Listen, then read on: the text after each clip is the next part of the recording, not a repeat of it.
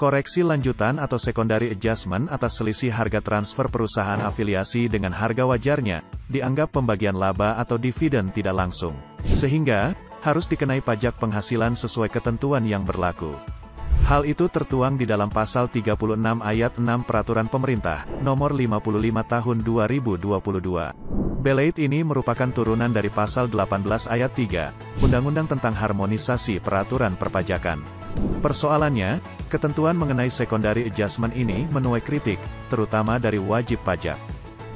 Nah, apa saja yang menjadi concern dari ketentuan ini? Simak penjelasan Direktur Tax Dispute, MUC Consulting Sinta Marvianti berikut ini.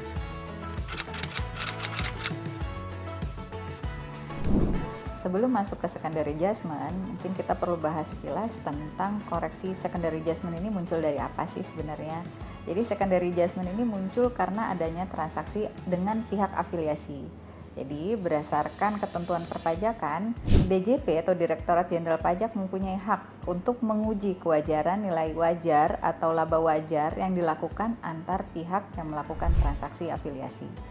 Nah, apabila ditemukan perbedaan antara nilai dan laba wajar dengan nilai transaksi yang sesungguhnya, ini bisa dilakukan koreksi. Koreksi ini seringkali kita kenal dengan istilah primary adjustment. Nah, ini juga diatur dalam Per 22 tahun 2013 tentang adjustment. Jadi selisih tadi ya, selisih nilai wajar dengan nilai transaksi yang sesungguhnya disebut sebagai primary adjustment. Nah, primary adjustment ini menimbulkan adjustment berikutnya atau adjustment atau koreksi lanjutan yang kita kenal dengan istilah secondary adjustment. Baik primary adjustment maupun secondary adjustment bisa dilakukan corresponding adjustment. Nah, ini corresponding adjustment ini melibatkan pihak lawan transaksi. Jadi bukan hanya wajib pajaknya, jadi melibatkan pihak lawan transaksi atau pihak afiliasi yang melakukan transaksi tersebut.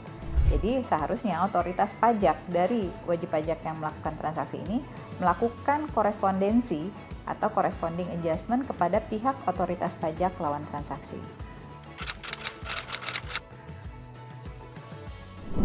Ya, jadi otoritas perpajakan mempunyai hak untuk menguji kewajaran transaksi afiliasi. Jadi antar pihak yang memiliki hubungan istimewa memang satu hal yang wajar ketika diuji. Namun, dalam prakteknya, pengujian transaksi afiliasi ini sendiri masih menimbulkan banyak perdebatan. Nah, pengujian ini yang akan menjadi primary adjustment tadi ya, balik lagi ke konsep yang awal. Dalam prakteknya, misalnya perbedaan tersebut terjadi karena penggunaan metode atau penggunaan tahun pengujian. Pemeriksa menggunakan single year, wajib pajak menggunakan multiple year. Ini juga menjadi perbedaan pendapat. Lalu yang kedua terkait perusahaan pembanding. Otoritas pajak seringkali menolak perusahaan-perusahaan pembanding yang dalam kondisi rugi. Sedangkan di sisi lain tidak ada aturan secara spesifik bahwa perusahaan rugi ini bisa ditolak dalam pengujian. Pengujian kewajaran idealnya melihat perusahaan pembanding itu dari kesebandingan perusahaan pembanding tersebut. Akibatnya ketika terjadi perbedaan, dari primary tersebut pun telah menjadi sengketa. Nah, apalagi ditambah dengan secondary adjustment. Ketika sengketa tersebut dianggap sebagai dividen dan menjadi objek PPh pasal 26, beban yang harus ditanggung oleh wajib pajak menjadi sangat besar.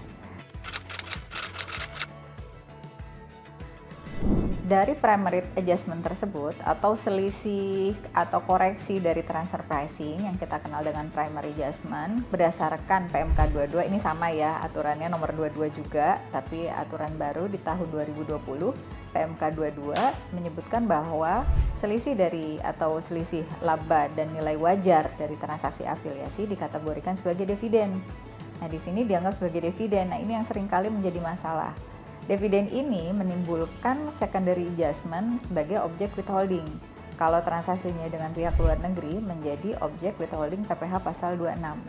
Masalah pertama, dari kategori dividen ini sendiri ini seringkali menjadi pertanyaan wajib pajak. Dividen kan idealnya dilakukan kepada pemegang saham. Sedangkan transaksi ini sebenarnya muncul karena selisih antara nilai wajar dengan pihak afiliasi dengan nilai transaksi yang sesungguhnya. Jadi di pihak lawan transaksi sudah pasti tidak mengakui ini sebagai dividen. Sedangkan di pihak yang dilakukan koreksi, ini harus diakui sebagai dividen dari primary adjustment tersebut. Nah, ini juga menjadi objek PPh pasal 26. Nah, ini yang menjadi perdebatan dari objek PPh pasal 26 atas dividen tersebut. Karena ya tadi ya, balik lagi, dividen yang dianggap sebagai dividen ini pada faktanya bukan dilakukan kepada pemegang saham. Tidak semuanya dilakukan kepada pemegang saham. Tapi bukan berarti juga kalau transaksi ini dilakukan ke pemegang saham berarti boleh dong dia kategorikan sebagai dividen. Nah, ini perlu dilakukan analisis lebih lanjut lagi terkait adjustment tersebut.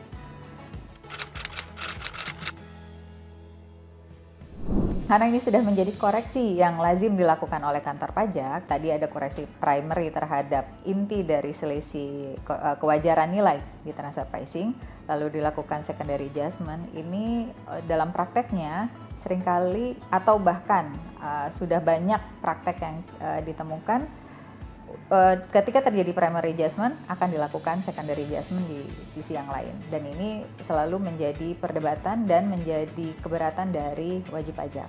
Nah, ini akan menjadi menyulitkan karena idealnya koreksi transfer pricing sendiri atau selisih kewajaran ini juga masih menjadi perdebatan. Ketika dilakukan koreksi transfer pricing, sebenarnya banyak wajib pajak yang sudah memahami idealnya memang transaksi afiliasi ini atau DJP ini mempunyai hak untuk menguji kewajaran. Tapi ketika ini dikategorikan sebagai dividen dan dividen ini memiliki implikasi perpajakan lain di PPh pasal 26 tadi ya, apabila dilakukan di luar negeri, maka ini akan menjadi perdebatan. Dalam prakteknya wajib pajak ini merasa ini bukan dividen, tidak ada pembayaran dividen kepada pihak afiliasi. Jadi ketika ini dikategorikan sebagai dividen, wajib pajak akan melakukan keberatan atas koreksi yang dilakukan oleh pemeriksa tersebut. Idealnya koreksi baik primary maupun secondary adjustment akibat transaksi afiliasi dilakukan corresponding adjustment kepada pihak lawan transaksi. Namun dalam prakteknya mayoritas mekanisme ini tidak dilakukan oleh pihak otoritas pajak di Indonesia. Ini juga menjadi pertanyaan dari kami karena sebenarnya di dalam peraturan tersebut DJP seharusnya bisa melakukan corresponding adjustment kepada pihak lawan transaksi. Sedangkan dalam prakteknya hal ini tidak dilakukan. Jadi koreksi ini hanya dilakukan sepihak kepada pihak yang melakukan transaksi ini, gitu, pihak yang sedang diperiksa atau pihak yang sedang diuji oleh kantor pajak. Sedangkan transaksi ini melibatkan dua atau beberapa pihak yang seharusnya juga dilakukan adjustment di pihak lawan transaksi. Jadi misalnya gini, kalau di Indonesia diakui sebagai dividen income, di luar negeri seharusnya dilakukan dividen expense. Begitu juga sebaliknya, ketika di Indonesia diakui sebagai dividen expense, di luar negeri idealnya dianggap sebagai dividen income. Nah, mekanisme untuk melakukan koreksi ini tidak bisa serta-merta dilakukan secara voluntary oleh kedua belah pihak. Jadi bisa jadi di pihak lawan transaksi itu juga akan mengalami hambatan.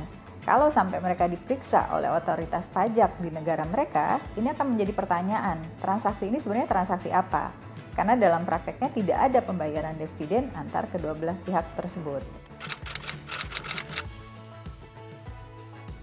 Sebelum membahas corresponding adjustment ini perlu dilakukan atau tidak, mungkin kita perlu melakukan analisis atau saran dari kami sebaiknya DJP juga melakukan analisis lebih mendalam terhadap primary dan secondary adjustment yang telah dilakukan.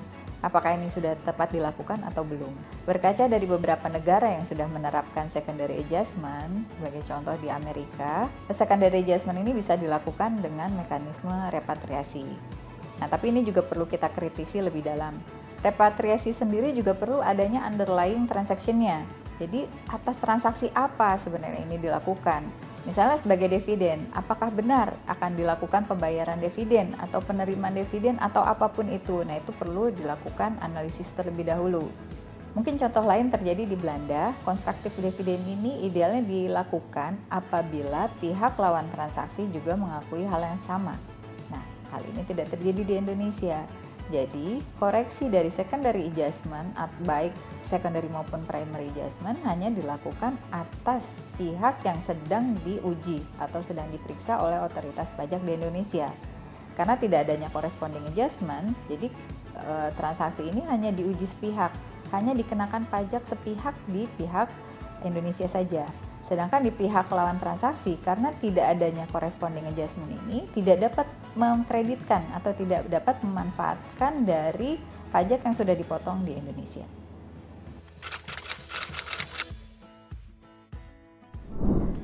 Secondary adjustment di Indonesia memang dikategorikan sebagai dividen. Nah, ada beberapa negara yang sudah mengakui secondary adjustment ini, tapi idealnya tidak semuanya mengakui ini sebagai dividen. Nah, ini perlu dilakukan kajian juga di Indonesia, layaknya seperti apa sih koreksi dari transfer pricing ini? Apakah perlu dilakukan secondary adjustment atas PPh pasal 26? Kembali lagi, dividen ini sendiri seharusnya dilakukan kepada pemegang saham, dilakukan pembayaran kepada pemegang saham. Sebagaimana tercantum juga dalam KBBI, kita juga bisa melihat dalam aturan pajak yang di Indonesia definisi tentang dividen tersebut. Jadi ini perlu dilakukan kajian yang lebih mendalam tentang dividen atas secondary adjustment.